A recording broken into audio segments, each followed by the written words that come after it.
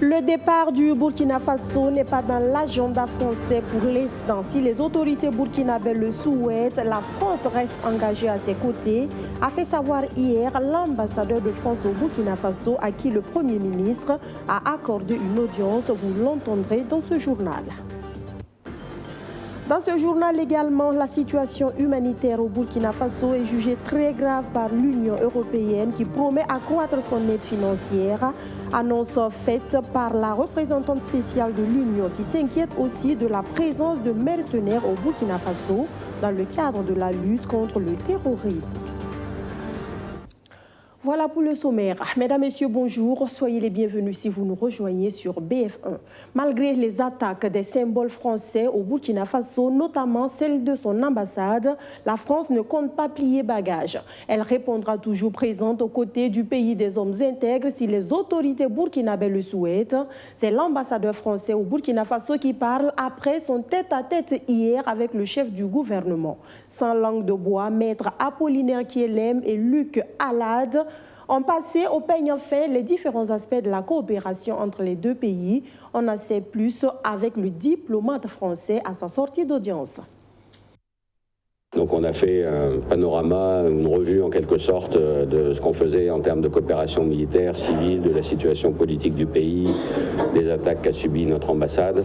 Donc avec un dialogue très franc. Bon, vous connaissez votre Premier ministre aussi bien que moi, voire mieux que moi peut-être, mais c'est quelqu'un qui parle franchement et donc on a pu échanger. Moi je ne suis pas non plus un adepte de la langue de bois qu'on attribue trop classiquement aux diplomates. Donc c'était un dialogue très profond, très riche, sans faux semblants, avec des considérations, peut-être même des reproches ou des critiques qu'il a pu faire. Et on va continuer ce dialogue, j'espère, pour pouvoir essayer d'améliorer les choses, de lever éventuellement les ambiguïtés ou les incompréhensions. C'est vrai que les attaques qu'a subies notre ambassade, notamment, ont été traumatisantes. On va dire les choses comme elles sont. On ne peut pas prendre 3 heures, des cailloux, des pavés, des billes d'acier. J'étais à l'ambassade à ce moment-là sans être un peu choqué. Après, la France reste, tant que les autorités burkinabées souhaiteront évidemment, reste un partenaire du Burkina Faso. C'est pas un motif de fierté particulier, je suis pas en train de monter sur un podium, mais on est le premier partenaire bilatéral au Burkina Faso.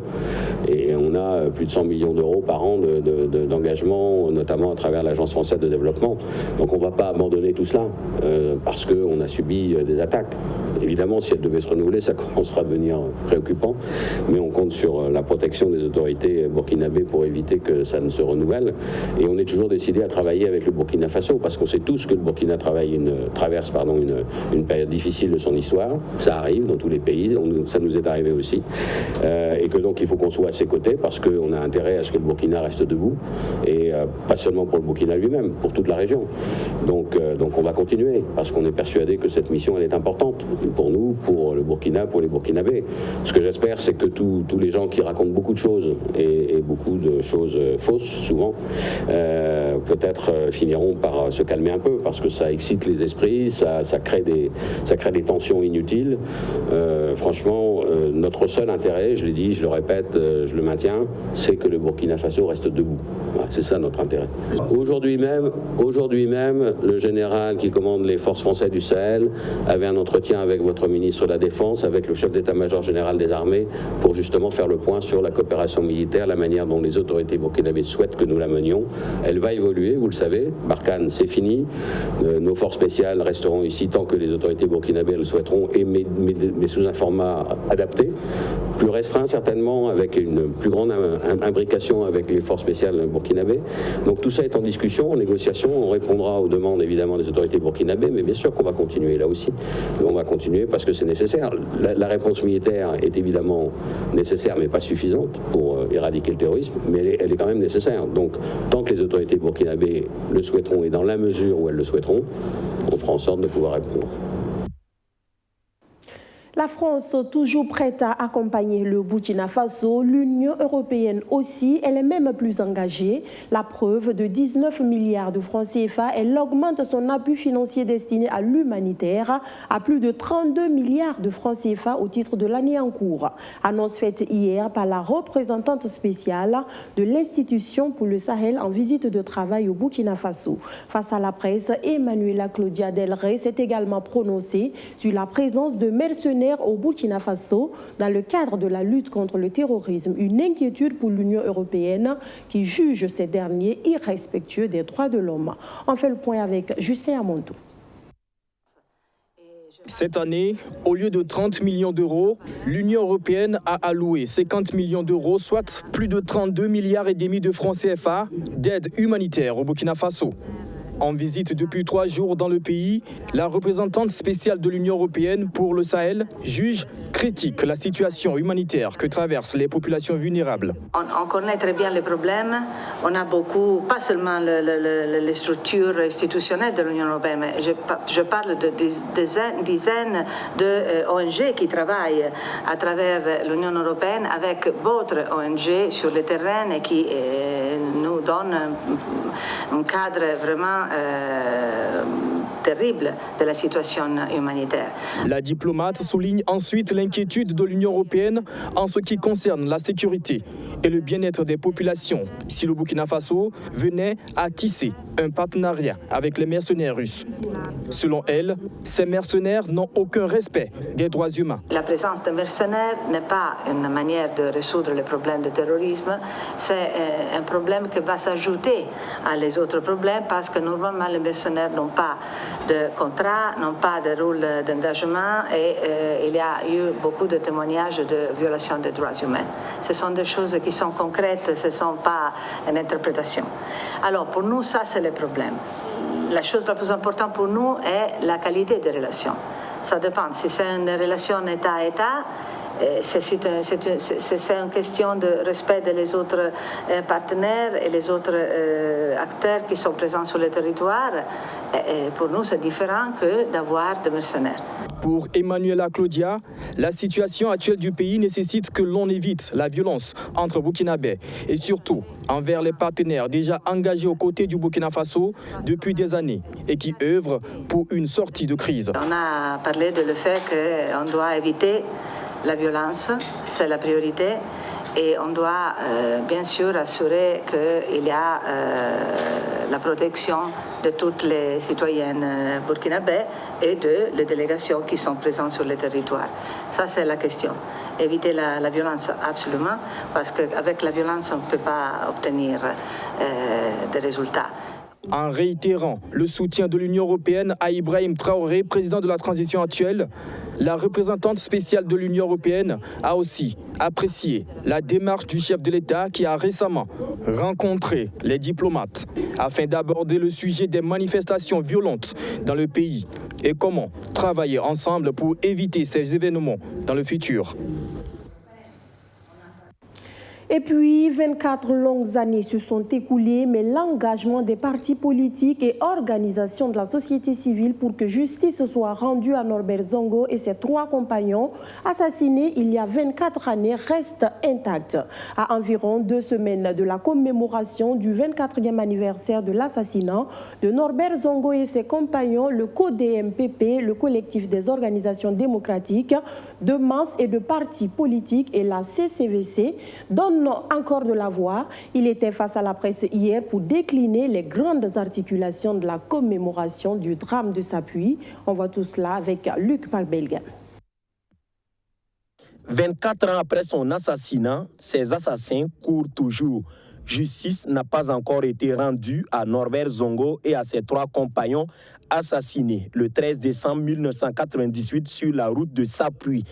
Dossier classé sans suite en 2006, le CODEMPP, le collectif des organisations démocratiques de masse et de partis politiques et la CCVC, la coalition nationale de lutte contre la vie chère, la corruption, la fraude, l'impunité et pour les libertés, réussiront à faire rouvrir le dossier Norbert Zongo. La constante mobilisation de notre peuple a contraint les autorités politiques et judiciaires de notre pays à rouvrir le dossier Norbert Zongo a procédé à l'inculpation de 3 éléments de l'ex-RSP que sont le soldat Christophe Kombasséré, le caporal Wampas Banakoulma et le sergent Banagoulou Yaro, et à émettre une demande d'extradition contre François Compaoré. Suite à l'avis favorable rendu par les autorités françaises, ce dernier s'agrippe désespérément à tout ce qui pourrait lui permettre d'échapper à la justice burkinabé. La Cour européenne des droits de l'homme est aujourd'hui la dernière branche à laquelle ses avocats et lui sont accrochés. Pour la commémoration du 24e anniversaire du drame de Sapuy, les activités vont du rassemblement au cimetière de Gunguin au panel avec des assemblées générales, des conférences publiques, des meetings et marches-meetings dans les localités hors Ouagadougou. Moi, je vois les journalistes aujourd'hui écrivent beaucoup de choses avec beaucoup de liberté. Et moi, je les lis avec beaucoup de plaisir. Il faut se souvenir pourquoi Norbert est mort. Qu'est-ce qu'il a écrit? Juste que David Ouedraogo était détenu au Conseil de l'Entente et qu'il était torturé. Est-ce qu'on pense que ça aujourd'hui, ce serait un scoop au Burkina? Excusez-moi, hein, j'ai envie de dire comme font les enfants. On dit pire que ça.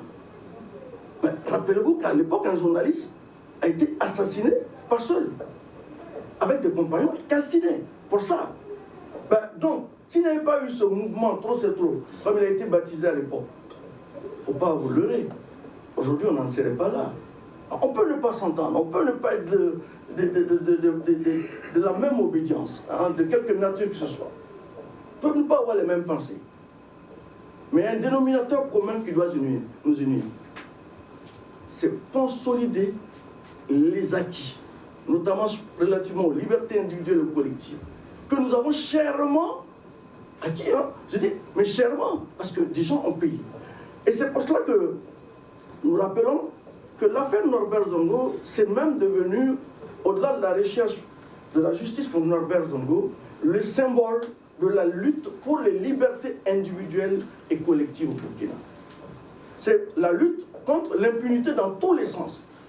Le Code MPP et la CCVC lancent un appel à leurs militants et aux patriotes démocrates et révolutionnaires afin qu'ils se mobilisent pour faire des activités du 13 décembre 2022 un succès et exiger au passage l'extradition de François Compaoré au Burkina Faso aux fins de jugement effectif. Dans le secteur de l'énergie, 12 entreprises pourront bientôt travailler à améliorer leurs services au profit des Burkinabés. C'est le gestionnaire de fonds AECF en collaboration avec l'autorité de régulation dans le secteur de l'énergie au Burkina Faso qui arrache ainsi le sourire à ces structures en mobilisant pour elles plus de 2 milliards 800 millions de francs CFA.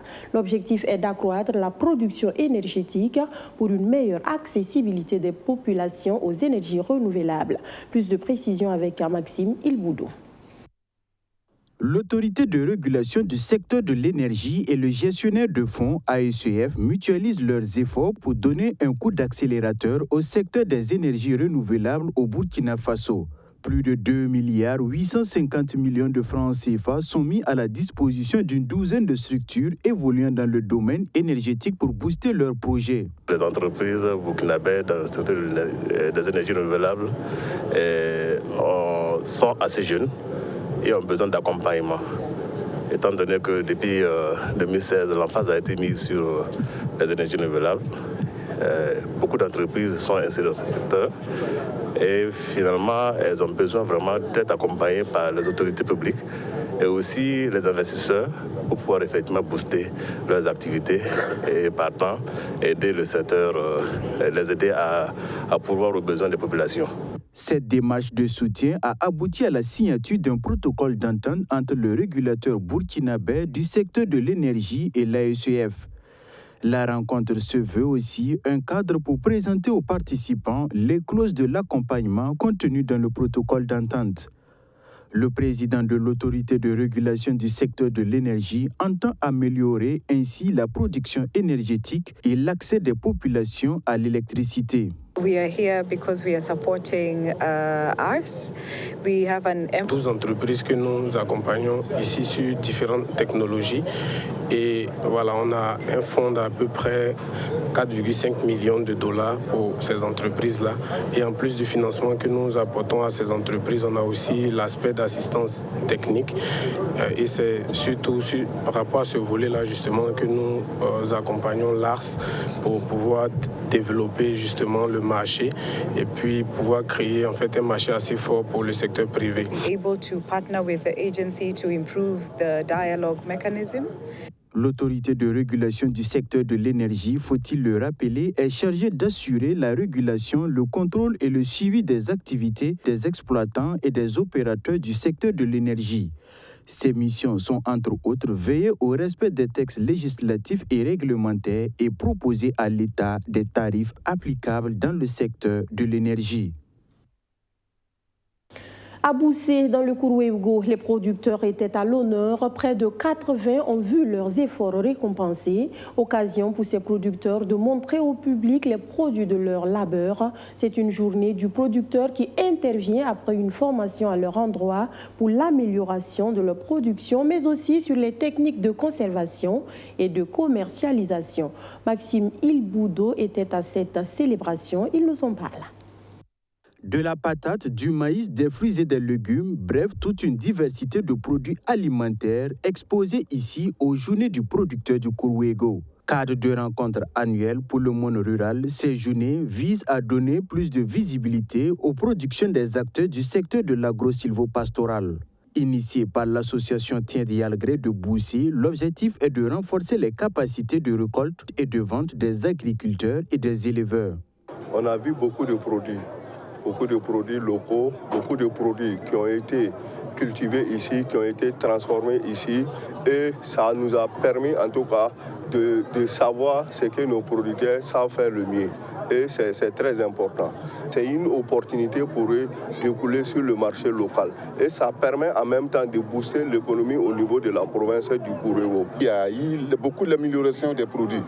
Et c'est notre objectif, c'est ça. C'est pour que les producteurs puissent produire en quantité et puis bon, même au niveau de transformation, pour qu'ils améliorent leur transformation. 3 jours durant, les producteurs ont été outillés sur le modèle d'affaires qui leur permettra d'améliorer la commercialisation de leurs produits sur le marché avec un focus sur la maîtrise de la conservation. La production agro-sylvo-pastorale occupe une place importante dans la société et sa valorisation va permettre à nos agriculteurs, à nos éleveurs, à tous ceux qui s'y mettent de trouver leur compte. Ça va permettre de développer les localités. Ce sont environ une 80aine de producteurs qui sont récompensés à travers différents prix composés essentiellement de matériel agricole pour leurs efforts à l'essor de l'économie de la province. Avec 61 tonnes de foin produites chaque année, le mérite de Gilbert Wongo est reconnu par l'association ATI. Cette récompense me va droit au cœur. D'ailleurs, elle n'est pas une première. Ce prix vient rappeler aussi que le secteur de la production du foin reste propice, surtout avec la réduction des espaces de pâturage. En donnant ça aussi, il y a des suivis qui sont là. Nous, on va suivre, voir ce qui est plus matériel là, comment ça se passe. Mais on a trouvé qu'il y a beaucoup d'améliorations. Celui qui gagne un peu, maintenant, comme il a eu l'appui de la journée, son prix là, ça a augmenté. 16e du genre, les journées du producteur du Kourouégo sont placées sous le thème Stratégie de développement agro-sylvo-pastoral pour un appui des personnes déplacées internes dans leur zone d'accueil dans un contexte de solidarité et de cohésion sociale. Une occasion de jeter un regard sur la condition de la personne déplacée afin de trouver des stratégies de réinsertion socio-économique. Nous allons travailler à renforcer cette coexistence-là et le vivre ensemble et à demander à l'ensemble de nos producteurs de céder une partie des terres pour permettre aux personnes déplacées internes de cultiver afin de pouvoir s'en sortir le mieux comme s'ils étaient chez eux. En 33 années d'existence, l'association Tiendialgré s'illustre selon les autorités locales comme un catalyseur de développement pour l'essor de l'économie burkinabé. En mode culture à présent, avec le marché discographique burkinabé qui s'enrichit d'une nouvelle œuvre. Il s'agit de Farafina Dembe, le nouvel album de l'artiste Jay-Z Kankele, un opus de 12 titres qui aborde plusieurs thématiques dont la politique en Afrique et les faits de société. L'album a été présenté à la presse le week-end dernier à Bobo Dioulasso. C'était en présence de Majid Bakouan qui nous fait découvrir sa coloration musicale.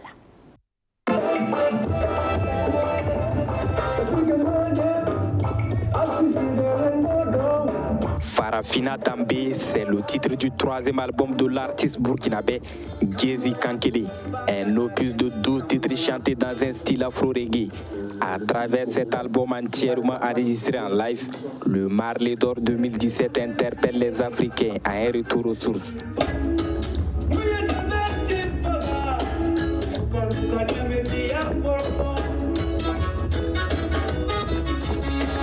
Farafina Dembe, parce que en Afrique, on a laissé tomber beaucoup de nos valeurs. Voilà, on a laissé tomber beaucoup de nos valeurs.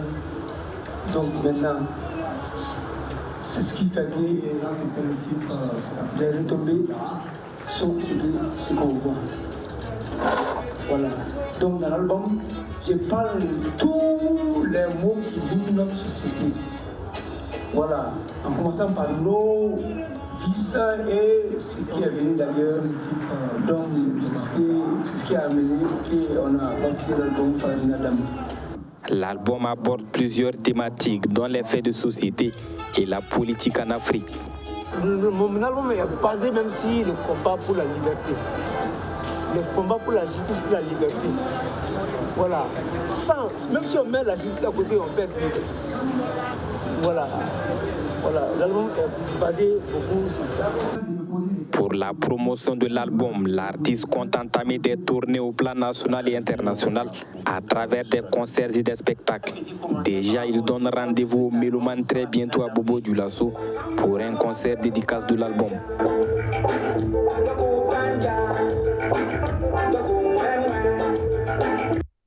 Et pour finir, des nouvelles de la 22e Coupe du Monde qui se joue au Qatar.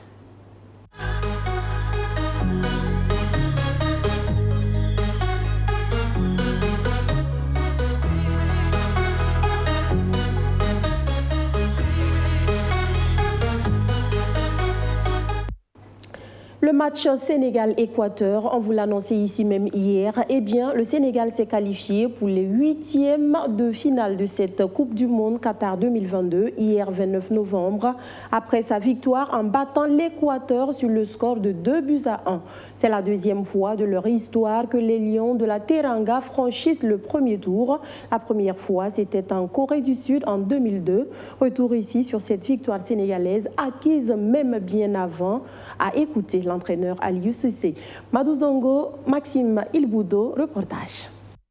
Avant le coup d'envoi de la rencontre face à l'Équateur, la situation était claire dans la tête de l'entraîneur Aliou Cissé. Gagner nous donnera l'opportunité de continuer l'aventure et nous avons l'intention de continuer cette aventure-là. Perdre nous ramènerait à la maison, on n'a pas envie d'y penser. Les champions d'Afrique bousculent les Sud-Américains, mais éprouvent des difficultés devant la cage de Herman Galandez.